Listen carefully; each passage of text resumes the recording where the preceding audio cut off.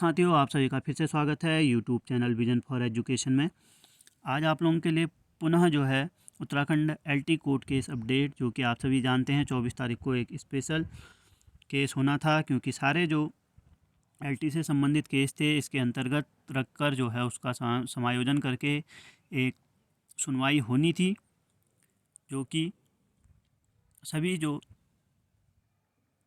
अभ्यर्थी waiting list का इंतज़ार कर रहे हैं या सुपरन्यूमरी पोस्टों का इंतज़ार कर रहे हैं उनके लिए जो है यह आज की डेट जो है बहुत महत्वपूर्ण थी। जैसा कि मैंने पिछली वीडियो में भी आप लोगों को बताया था, तो मामला आप सभी जानते हैं कि यूके SSSC के द्वारा एक स्पेशल अपील लगाई गई थी 4 जून के कोर्ट के सिंगल बेंच के कोर्ट के फैसले के जो है विरोध में, जिसमें उन्होंने बताया था कि देखिए उसके कारण क्या थे। सिंगल बेंच में माननीय रविंद्र मैथानी जी के निर्देश दिया था कि CBSE और HNBGU यानी कि जो यूनिवर्सिटी के विशेषज्ञ थे, इनकी एक स्वतंत्र समिति बनाई गई थी, और जो 7 विवादित प्रश्न थे जिनमें विवाद हो रहा था, जिसके खिलाफ रिट लगी हुई थी, तो यूके SSSC का तर्क है कि उनकी अपनी विषय विशेषज्ञ समिति जो है सब्जेक्ट एक्सपर्ट पहले ही इन प्रश्नों की गहन जांच कर चुकी थी,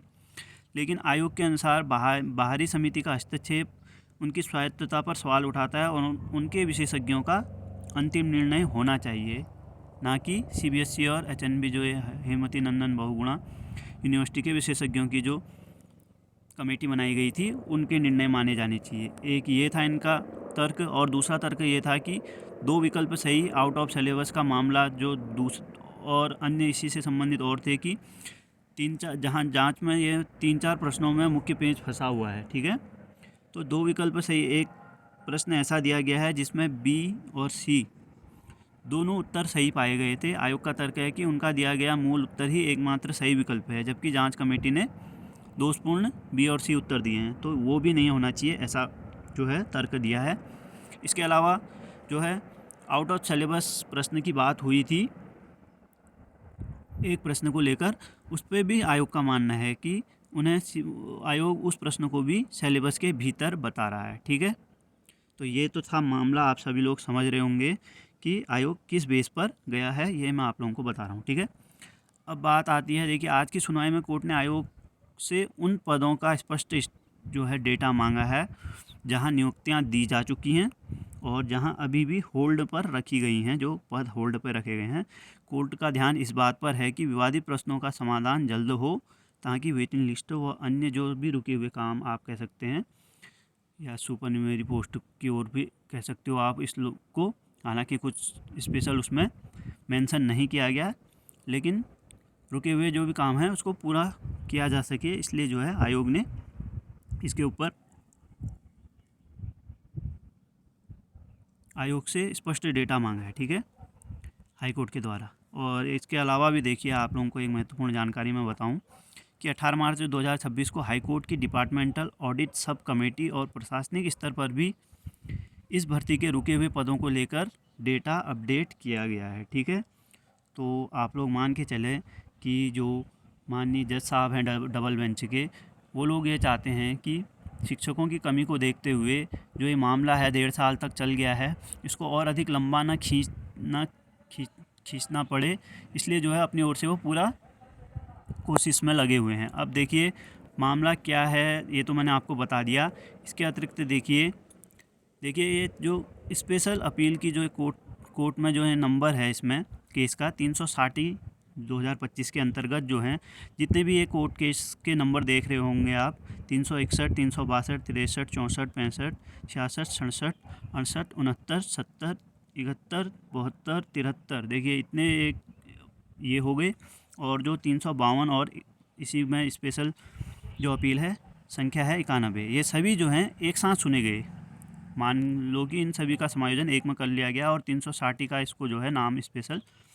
अपील संख्या दे दी गई है, ठीक है। तो ये सारे मामले इसी के अंतर्गत सुने जा रहे हैं। और बहुत से लोगों का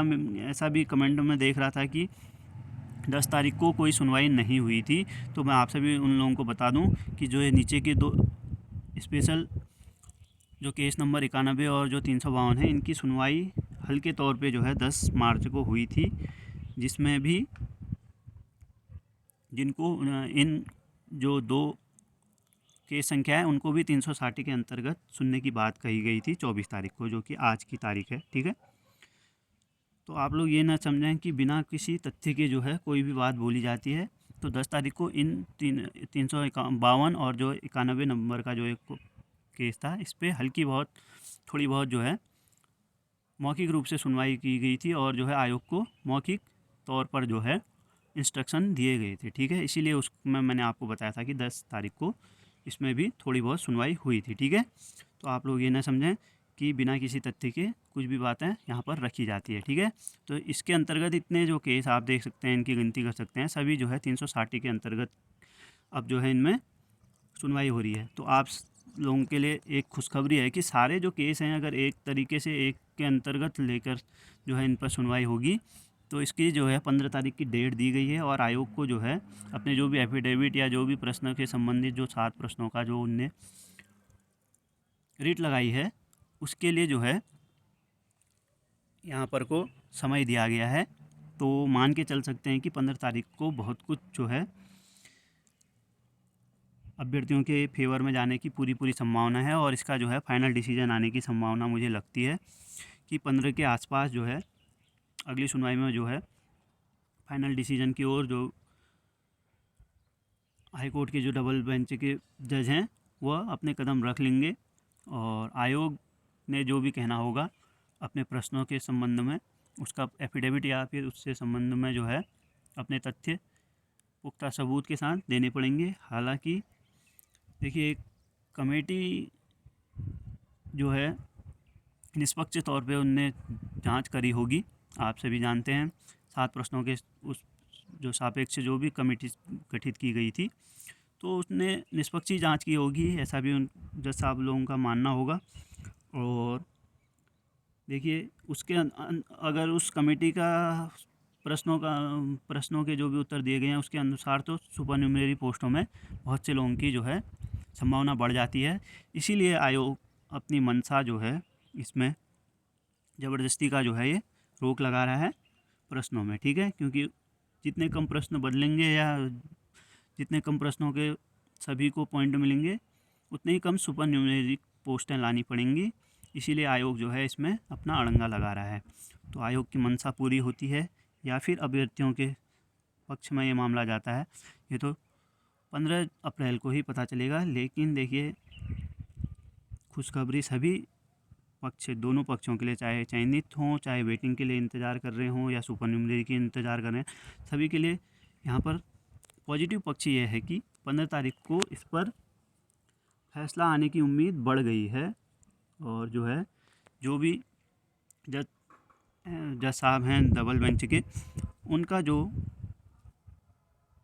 काम करने का रवैया या सोचने का तरीका है उसमें यह है कि जल्द से जल्द जो है भर्ती प्रक्रिया में सारे पदों के सापेक्ष नियुक्तियां मिल जाएं। ठीक है, तो पॉजिटिव न्यूज़ आज आई है और 15 तारीख को शायद इसके संबंध में फाइनल डिसीजन भी आ जाए। तो सभी चयनित हों, चाहे वेटिंग का इंतज़ार कर रहे हो या जो भी आसपास हैं मेरिट के, जो भी मेरिट क्रॉस कर रहे हैं, उन्हीं सभी को जो है हमारी शुभकामनाएं हैं। तो जो भी अगर अपडेट आता है इसके संबंध में, उसका भी वीडियो आप लोगों के लिए लाया जाएगा। तब तक चैनल पे बने रहिएगा। धन्यवाद।